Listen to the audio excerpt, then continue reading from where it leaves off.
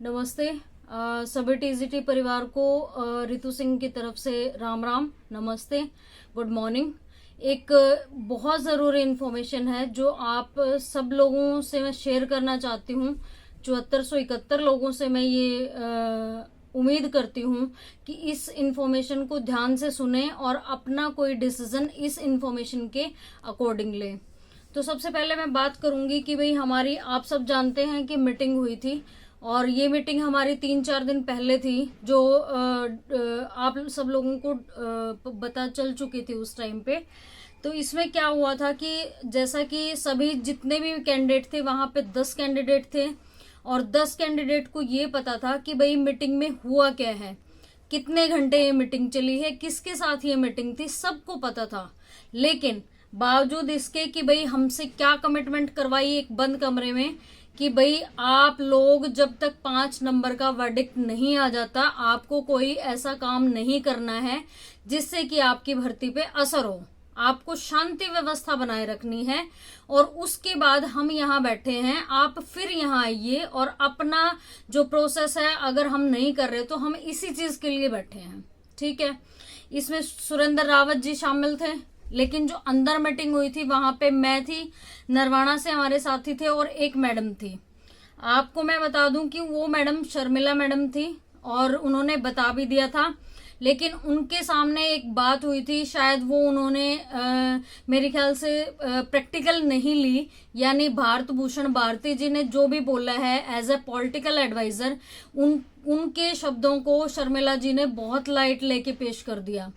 उन्होंने यही कहा था कि शांति व्यवस्था बनाए रखें, कहीं ऐसा कोई काम मत करना, आगे वर्डिक्ट आते ही मैं आपका जो भी प्रोसेस होगा हम करेंगे। बट शर्मिला जी, मैं सबसे पहले आपसे माफी मांगना चाहूंगी क्योंकि मेरा आपसे कोई पर्सनल इशू नहीं है, लेकिन जैसे ही आपको पता था, पहली वीडियो मैंने आपकी देखी गाड़ी में बैठते ही कि भाई खुल्लर साहब ने क्या कहा है, ओहो पैदल यात्रा करके आए हैं, वेरी गुड, फिर तो इनको जरूर भर्ती मिलनी चाहिए, ज्वाइनिंग होनी चाहिए जल्दी से जल्दी। क्या आप मुझे बता सकते हैं, सोशल मीडिया पे आपने क्लिप डाली है ये बोल के कि खुल्लर जी ने उस दिन क्या कहा था। भारती जी ने जैसे ही अपनी बात बोलनी शुरू की कि भाई नारनौल से ये टीम पैदल चली है, ये कहते ही खुल्लर जी ने फाइल फेंक दी थी और ये कहा था कहीं से चले हों कहीं से आए हों हमें कोई मतलब नहीं है, भर्ती करनी है नहीं करनी सिर्फ वो बताओ। और वो भी आप ऐसा बोल रहे हो, खुल्लर जी ने फाइल फेंक दी थी टेबल के ऊपर कि भी कर लेंगे और पैदल चल लेंगे, हमें क्या है, मार्च निकालो, पैदल यात्रा करो, हमें कोई मतलब नहीं इस बात से। तो मैंने यही बात बोली थी उनको, सर करना आपको है, हम वो प्रोसेस इसलिए कर रहे हैं क्योंकि हम सरकार तक अपनी बात पहुंचाना चाहते हैं।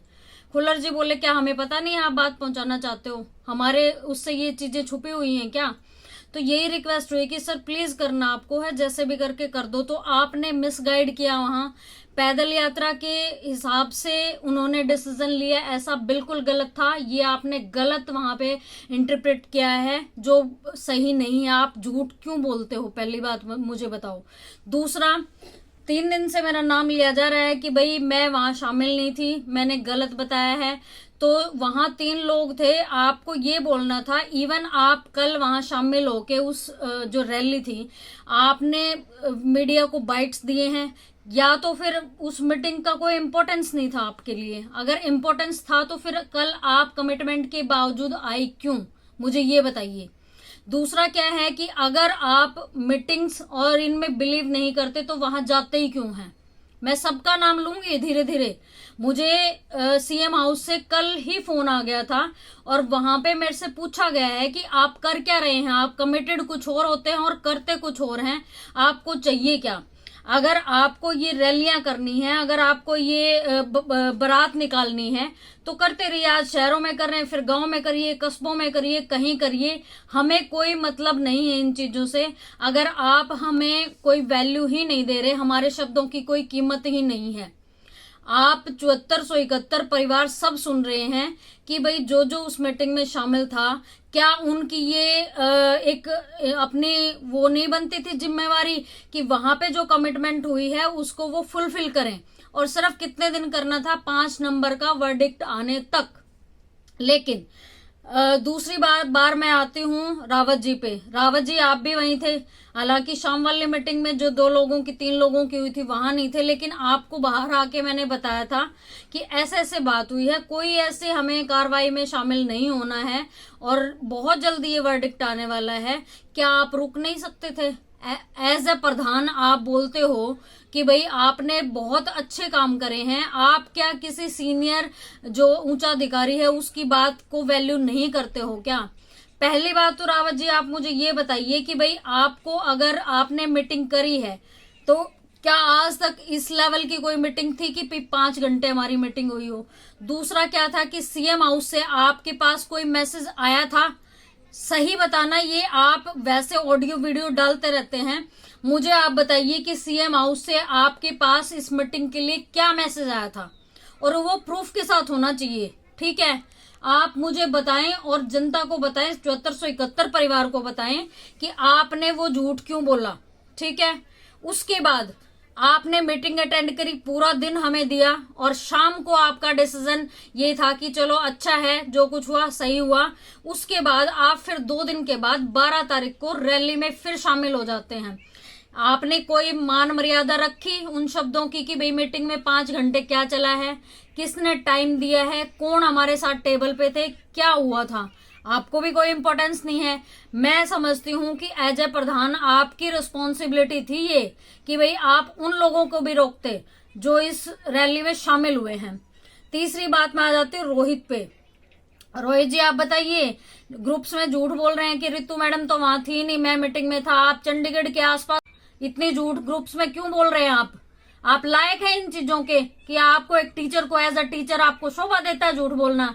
जब आप उस मीटिंग में थे ही नहीं तो आप कैसे कह सकते हैं कि मीटिंग में ये हुआ और वो नहीं हुआ और मैं वहां था और रितु मैडम वहां नहीं थी? भाई दम है ना तो सामने आके मेरे से मिले, और ऐसे झूठ बोल के आप लोगों को बरगला रहे हैं, ये बिल्कुल गलत बात है। मैं आज तक बोल नहीं रही थी, मैंने परसों भी एक वो रखा था लाइव सेशन कि भाई अगर किसी को जाना है तो वो उसका अपना डिसीजन होगा। हमें जो भारती जी ने कमिटमेंट करी है वो ये करी है। फिर भी आप लोग बेवकूफ हो क्या? आप निकल रहे हो बारात निकालने, ज्यादा शौक चढ़ रहा है आपको। फिर उसके बाद आ जाती हूँ मैं अपने जो हैं शास्त्री जी पे, जो नए नए प्रधान बने हैं, तो वो दुनिया को बताएं, जनता को बताएं कि मैंने क्या झूठ बोला। आप वहां 1 बजे पहुंचे हैं और यूं कह के कि हमारा सीएम वेट करेगा, हम नहीं करेंगे। 11:30 का टाइम था आपका, कहीं नाम हो प्रधानगी में, कहीं आपकी एंट्री हुई हो, धक्के से मैंने एंट्री करवाई है। आपके बिहेव को देखते हुए डांडा साहब यूं बोले कि इस आदमी को एंट्री नहीं मिलेगी जो इतना एटीट्यूड में आके बात कर रहा है। यहाँ पे हम अपने काम के लिए आए हैं, हाथ जोड़ के काम करवाने में भरोसा रखते हैं। ठीक है, आपको कहीं से भी कोई रिस्पॉन्सिबिलिटी हो कि भाई चल क्या रहा है, हो क्या रहा है, एटीट्यूड दिखाना है तो अपने घर जाके दिखाइए, यहां नहीं दिखाया जाएगा। और मेरे ऊपर पर्सनली अगर आपने यूं सोचा है कि भाई रितु मैडम हमें वो कर रही है, हमारी मीटिंग का कटोरा ढूंढ रही है, तो ठीक है, आपने वो मीटिंग ऑर्गेनाइज करवाई, आपकी पैदल यात्रा की वजह से वो मीटिंग ऑर्गेनाइज हुई थी, तो आपने उस मीटिंग का वैल्यू क्या रखा कल उस रैली में जाके? मुझे ये बता दीजिए। या तो मीटिंग का श्रेय लेना था आपको, उसका क्रेडिट लेना था। अगर उसका क्रेडिट ले लिया था तो 12 तारीख की रैली में आप क्या कर रहे थे वहां पे? मुझे बताएंगे आप प्रधान हैं इस उसके एसोसिएशन के। दूसरा क्या है कि अगर आपको मीटिंग का कटोरा नहीं उठाना था तो आप इजिली थे, लेकिन आप वहां पे भी मैंने क्रेडिट लिया है, मैं मीटिंग करवा के आया हूं, मेरी पैदल यात्रा थी। भाई फिर वो अधिकारी क्या मायने रखते हैं आपके लिए, और वो मीटिंग्स का क्या वैल्यू है आपके लिए? अब आ जाती हूँ मैं चौथे बंदे पे, दीपक है कोई। वहां पे मेरे को फोन आया कल कि भाई आप आ नहीं रहे। मैंने यही कहा उनको कि भाई सर आप लोग हैं, मैं कमिटमेंट करके आई और आपको भी पता है आपको भी नहीं आना चाहिए था। तो पता क्या लाइन थी कि भाई ग्लैमर खत्म हो रहा है अगर आप नहीं होते तो। भाई मैं तेरे को कपड़े देती हूँ दीपक, मेरे पास ग्लैमरस कपड़े हैं, अपनी माँ को, अपनी बहन को, अपनी वाइफ को और अपनी बेटी को पहना के उस रैली में निकालता जब मैं मानती तेरे को कि भाई तू टीचर है। ठीक है, दूसरों के बेहिसाब वो करते हैं, खड़ा होना पड़ता है अगर काम करवाने हैं तो। आपने मुंह से जबान निकाल दिया, आपको ये पता है कि what you are saying about a women, और वो भी किसी के घर की बहू बेटी है। ग्लैमर चाहिए तुम लोगों को, ग्लैमर चाहिए तो यहाँ रैलियों में क्या कर रहे हो आप? वो उसके लिए अलग प्लेस है। ये टीजीटी और इनका आड़ में ये चीजें मत कीजिए। उसके बाद अब मैं लास्टली आती हूँ। हर चीज मेरी क्लियर है, जो मैंने जिस के बारे में बोला है वो बिल्कुल क्लियर है। मैं बोल इसलिए नहीं रही थी क्योंकि मुझे इस चीज में कोई इशू नहीं चाहिए था। ये पैदल यात्रा की जो मीटिंग थी ये बिल्कुल भी उसकी मीटिंग नहीं थी, ये मेरी खुद की ऑर्गेनाइज की हुई मीटिंग थी। और जिस बंदे ने ये करवाई थी उसका कल सीएम हाउस में ये सारी चीजें हो चुकी हैं डिस्कस, कि मेरे को खुद फोन आए हैं, खुद मेरे से बात हुई है, खुद मेरे को बोला गया है कि मैडम हम आपको जानते थे, आपके बिहाफ पे हमने ये 5 घंटे आपको दिए। सभी अधिकारियों को, खुल्लर जी हैं, एजी साहब हैं, चीफ सेक्रेटरी ऑफ हरियाणा हैं, डीएजी मैम हैं या फिर भारती जी हैं, उनसे एक मंच पे आपकी मीटिंग करवाई है, आपको कमिटमेंट दिया है, आपका सब्र पेटा नहीं भरा हो तो बता दो। फिर भी आपने इतना वो इनिशिएट नहीं करा, इतना सब्र नहीं करा कि भाई टीजीटी के जो कैंडिडेट हैं वो हमारे बारे में, और जो मीटिंग में आए हुए हैं वो हमारे बारे में क्या बोल रहे हैं। उनको ये नहीं पता कि 2 दिन पहले हमने वीवीआईपी ट्रीटमेंट दिया उनको, उनका 5 घंटे मान सम्मान करते हुए उनकी हर चीज पे डिस्कस किया, और फिर भी वो वहां बाइट्स के लिए सिर्फ कि भाई हम आ गए, पता नहीं हम क्या करेंगे। तो उन्होंने मेरे को खुला चैलेंज दिया है कि मैडम इन लोगों को बोल दो हमारी तरफ से कि अगर ये रैलियां कर रहे हैं करने दो, अगर ये कोई बारात निकाल रहे हैं निकालने दो। सितंबर का जो डिसीजन रहेगा वो सितंबर में आएगा, जुलाई का जो रहेगा जुलाई में डेट लगेगी, दिसंबर की जो डेट है वो दिसंबर में लगेगी। और हमें कोई पहले अर्ली हियरिंग की जरूरत नहीं है। अगर ये लोग ये सोचते हैं कि भाई ये मीटिंग कोई इनके लिए इम्पोर्टेंस नहीं रखती, और जो ये रैलियां और ये बारातों में घूमना और ये जो इनको ग्लैमर दिखाना वहां पे और बाइट्स देनी है, तो ये देते रहेंगे। हम अपना काम अपने तरीके से करेंगे।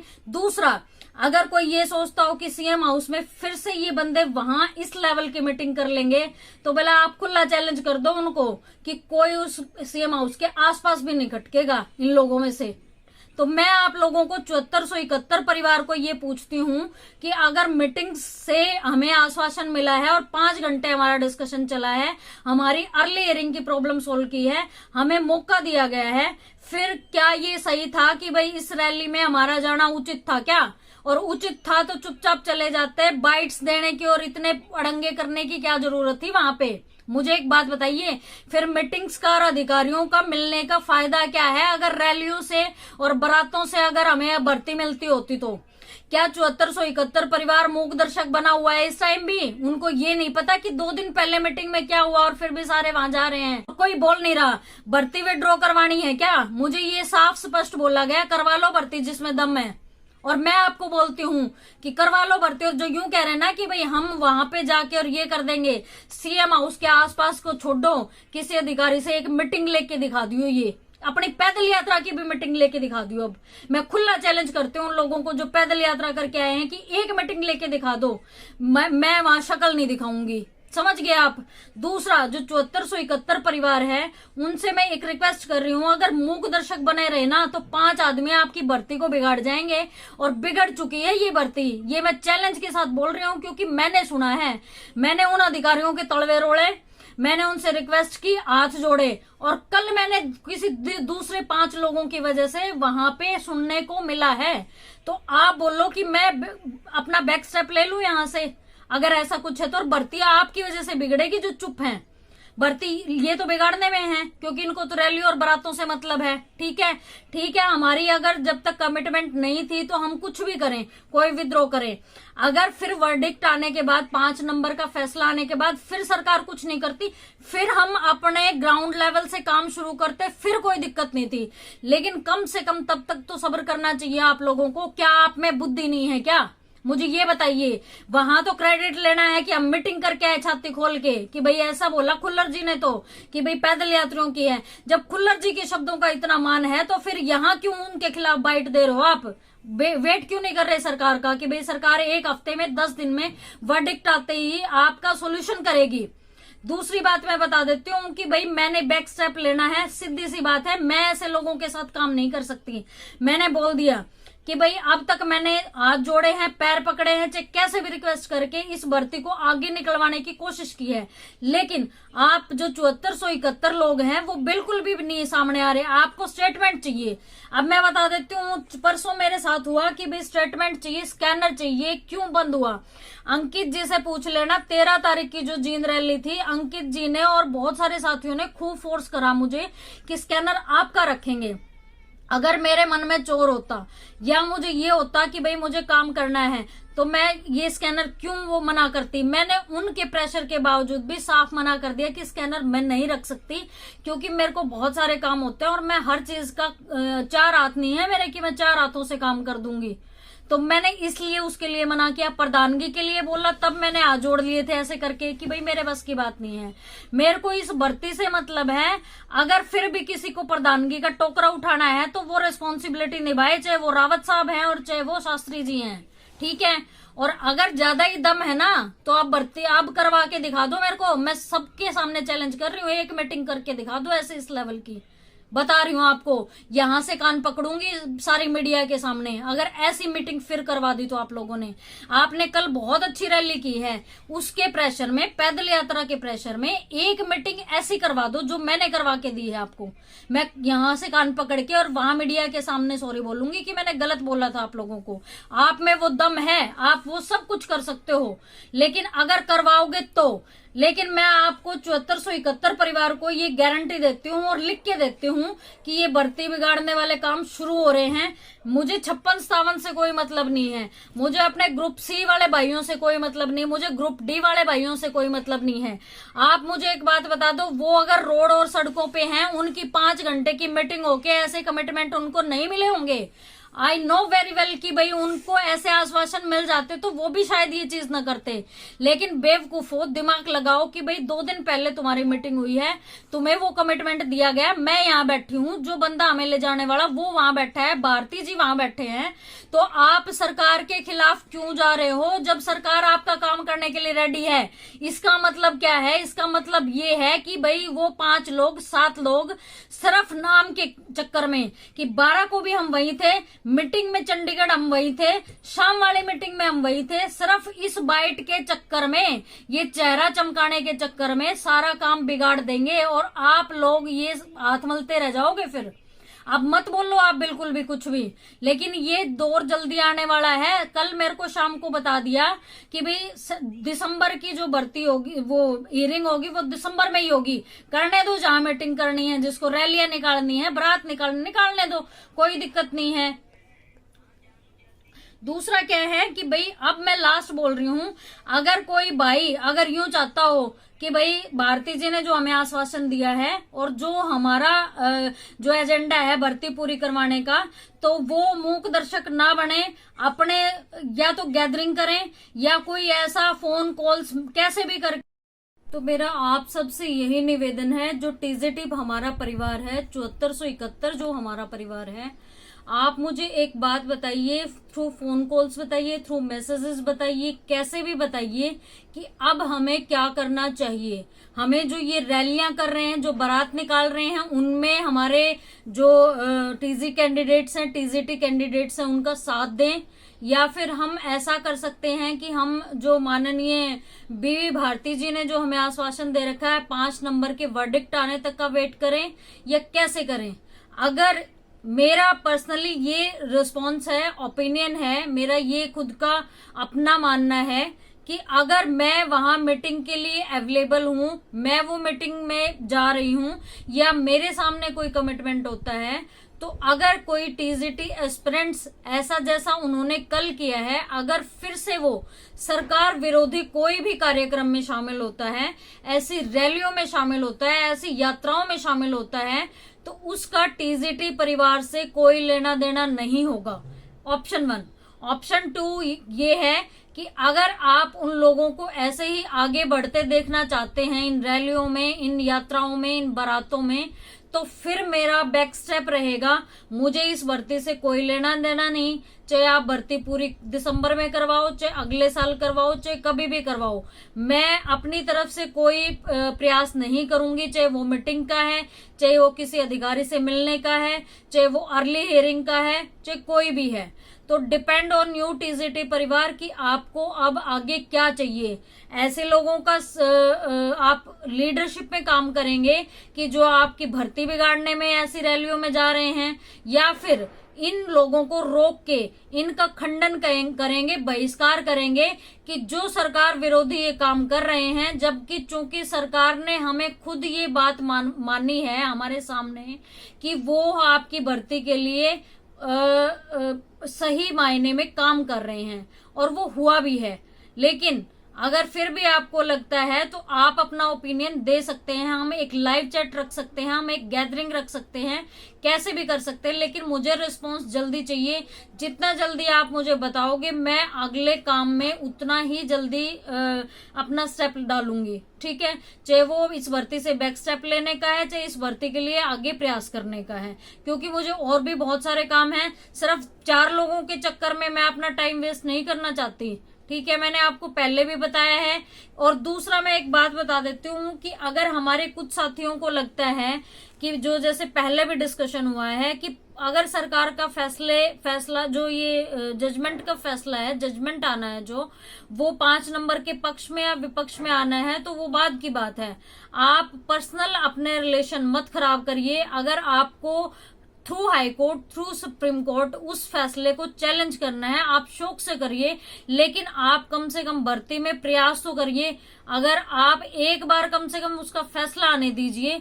और मैं सभी साथियों से निवेदन करती हूँ कि भाई आप कुछ लोगों के हाथ में ये चीजें मत छोड़ें जो सरकार विरोधी एंटी गवर्नमेंट काम कर रहे हैं, जबकि सरकार खुद चाहती है कि ये भर्ती पूरी हो। तो आप लोग अपना ओपिनियन दे सकते हैं, और मुझे भी आगे का कम से कम रास्ता मिल जाएगा कि आगे मुझे क्या करना है, कैसे करना है। अगर आप लोग इन लोगों के साथ लगे रहें और ये ऐसे ही रैलियां निकालते रहें, सरकार के एंटी काम करते रहें, तो मेरा ऐसे लोगों से कोई वास्ता नहीं है। ना इन रैलियों से वास्ता है और ना इस ऐसी कोई भर्ती के लोगों से वास्ता है जो सरकार हमें आश्वासन देके, हमारे लिए अच्छे प्रयास करके, और फिर हम उनके एंटी जाएंगे। तो ये मेरी आत्मा नहीं मान रही है इस टाइम पे। मैं माननीय खुल्लर साहब, ओएसडी खुल्लर साहब जी से, भारती जी से, हमारे चीफ सेक्रेटरी ऑफ हरियाणा से, एजी साहब से, महाजन साहब से, डीएजी मैम से, और जितने भी आला अधिकारी जो मेरी आंखों के सामने थे और मेरे लिए उन्होंने, या हमारी टीम के लिए उन्होंने जो करा, या हमारी भर्ती के लिए जो उन्होंने करा, उसके लिए उनका तहे दिल से शुक्रिया। और मैं ये चाहती हूँ कि भाई हम जितना भी परिवार है, जो भी पॉजिटिव है इस भर्ती को लेके, सरकार के ऋणी रहेंगे कि उन्होंने हमें मौका दिया। और हम चाहते हैं कि इस भर्ती को वो जल्द से जल्द पूरा करवाने में हमें मार्गदर्शन करें, हमारी सहायता करें। और ऐसे 4-5 लोगों की वजह से इस भर्ती को प्लीज मत रोकने दिया जाए। कैसे भी करके इस भर्ती को पूरा करें। वो लोग ऐसे ही रहेंगे, 4-5 लोगों की तरफ से 7,500 लोगों का भविष्य खराब हो रहा है। तो मैं सरकार से और माननीय नायब सिंह सैनी जी से भी रिक्वेस्ट करती हूँ कि वो ऐसे तत्वों पे ध्यान ना दें। और हमारा उन लोगों से कोई लेना देना नहीं है, इस भर्ती से उनका कोई लेना देना नहीं है। तो प्लीज आप कुछ अच्छा ही करेंगे। जो कल गलती उनसे हुई है, उस गलती की माफी मैं अपनी तरफ से मांगती हूँ, पूरा टीजीटी परिवार उनकी तरफ से माफी मांगता है, और ये गलती फिर से नहीं होगी। प्लीज आप हमारी अर्ली हियरिंग लगवा के जैसे तैसे भी करके इस भर्ती को कोर्ट से निकाल कर हमें ज्वाइनिंग और रिजल्ट देने का कष्ट करें। Please, thank you.